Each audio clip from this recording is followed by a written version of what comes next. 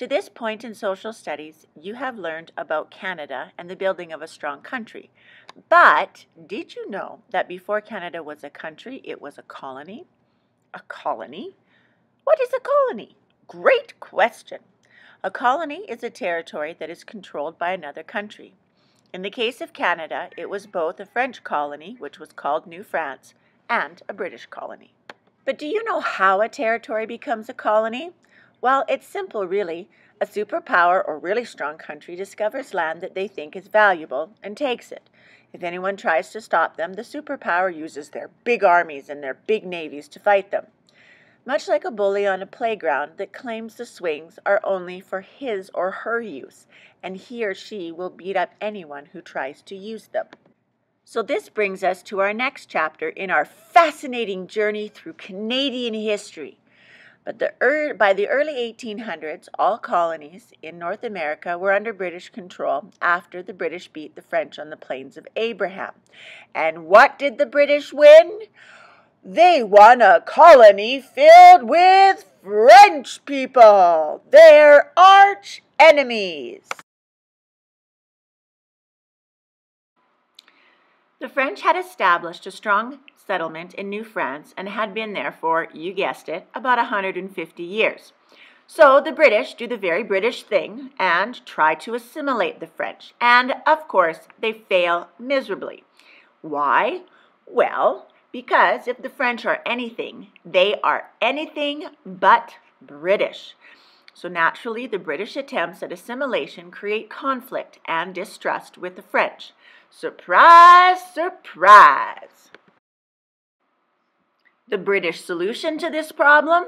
Well, if we can't get rid of the French and we can't assimilate the French, then let's bring more British people to the colony. Which brings us to the Great Migration of 1815 to 1850. So do you remember SGEM wanting to get rid of the Chinese after the railway was done because the Chinese did not share a British culture or traditions? Oh, please tell me you remember, because if you don't, just lie and say that you do so I feel like a stellar teacher. Anyways, this idea was not a new one. The head honchos in Britain wanted to create a colony that was more British. And after the battle on the Plains of Abraham, Britain encouraged Europeans to immigrate to Canada and open up the backwoods to farming. Between 1815 and 1850, more than 800,000 immigrants from England, Scotland, Wales, and Ireland came to Halifax, Nova Scotia, and St. John's. Notice, no people from France? The colony already had too many, remember? Sounds familiar, right? Clifford Sifton, Didn't he do the same thing when targeting people to move to the West about 70 years later? Ha ha! Do I detect a pattern? Oh-ho, I think so! So, did people actually come? You betcha they did. English, Irish, Scottish, and Welsh citizens crossed the Atlantic Ocean for many reasons. Some of them include that the population was growing and jobs were scarce.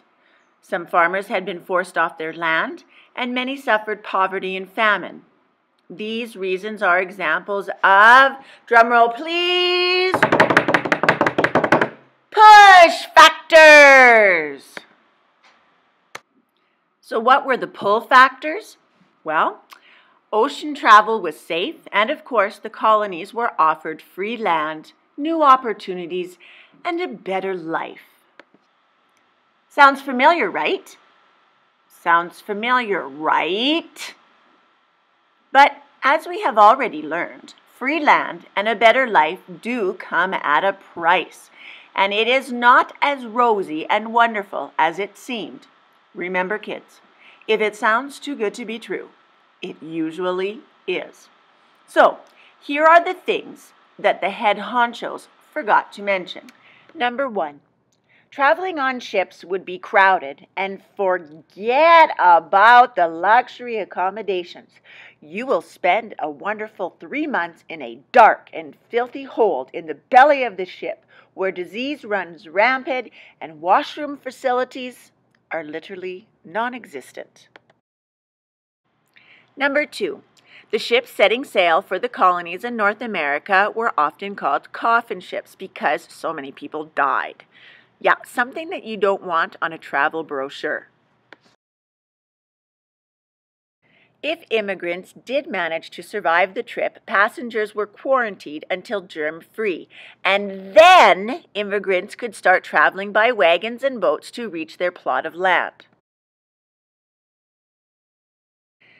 Immigrants received a beautiful plot of land, complete with a dense forest.